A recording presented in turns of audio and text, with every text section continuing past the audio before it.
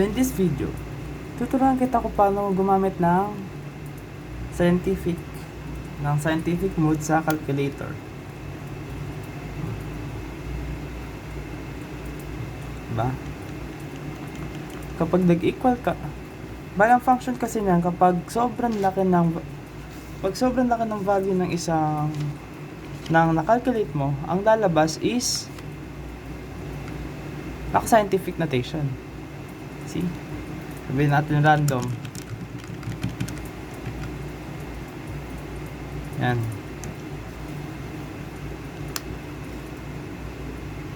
Ngayon, paano nga ba magagamit yon? Punta ka lang sa setup. Gagawin mo lang shift setup. Punta ka dito sa number format. Yan. Punta ka dito sa SCI.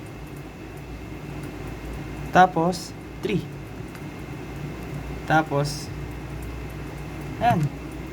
Sabihin natin kung ano mang lumabas sa na value, ang output ng calculator mo is magiging scientific notation. Yan ang magiging format ng output mo. Ngayon, paano naman ba ibalik? Dalawang paraan, pero ito yung pinakasimple. Shift reset, which is shift 9, tapos dito ka sa initialize all. Tapos mag-equal ka. Yan. Ngayon, kapag nag-type tayo ng kung anong number, dito na lang kasi sobrang taas pala. Yan, hindi na siya naka scientific notation. Kanina naka scientific notation siya kasi sobrang laki ng number. Ayun na, sobrang laki niyan. Hindi talaga kasya dito. Yan. Pero kung karaniwang input lang, sa ulit. Ang pangalawang method naman is punta ka dito sa number format, punta ka dito sa norm, which is 3, tapos select 2. Same lang yan. Ngayon, magpa-provide ako ng examples.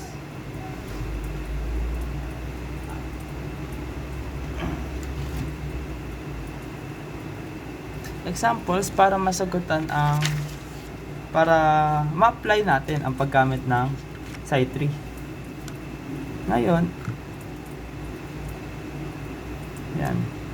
yan, shift, setup, number format, Sci, tapos 3, login 3.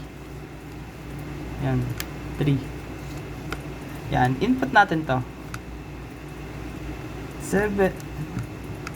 7 point, I'm sorry.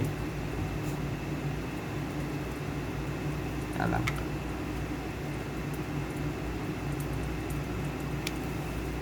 Yan. And kita ba? Yan. 7.23. Ito yung ginagamit para sa scientific notation. Para mabilis. And kung ano mang ilagay mong number, power agad yan. Bale, 4. By the way, same lang siya na ito.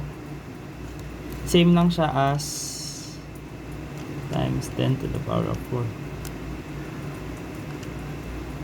Same lang yan, kaya wag ka so don't worry. Mas mabilis lang pag ganito. Yan, tapos plus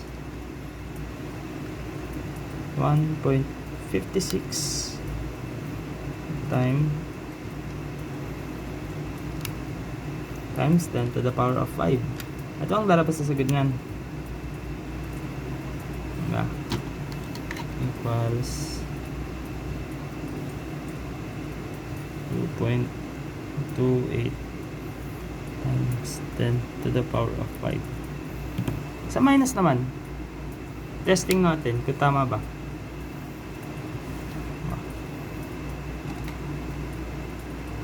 8 8.32 times 10 to the power of 6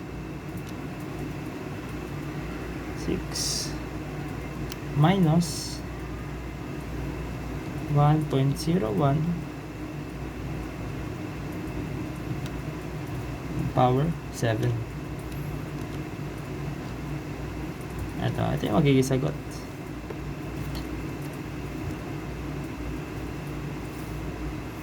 Tama. Negative 1.78 times 10 to the power of 6. Yan. Yung, pwede mo siyang i-calculate ng sarili mo para ma-ensure yung authenticity ng technique na to. But I suggest na makinig ka na lang. Yan. Sunod, 4.2.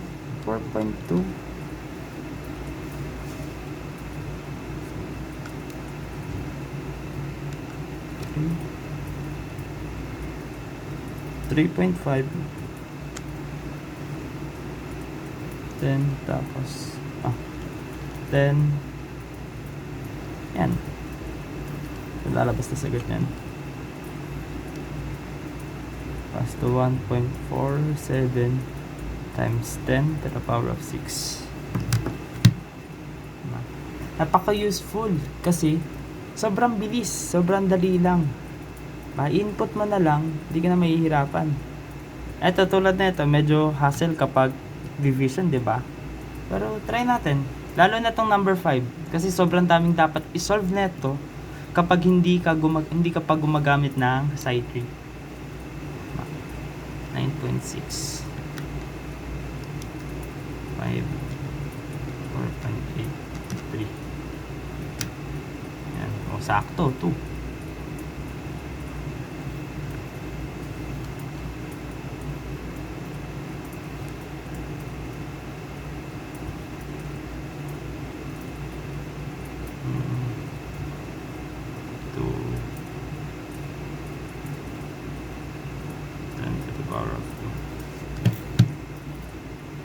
Yan. Ito yung pinakamagandang example kung bakit kailangan mong matutunan ang side tree. Kasi, i-multiply mo pa to, tapos magdi-divide ka pa. Ilan yun? Tatlong calculations. Matagal.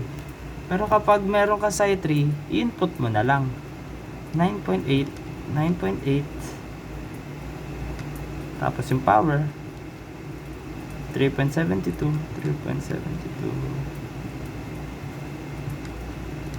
to the power times 10 to the power of 4, 2.8 tapos last na 7.23 times 10 to the power of 6.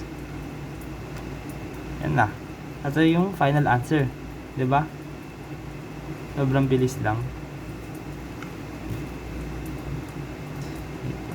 1.8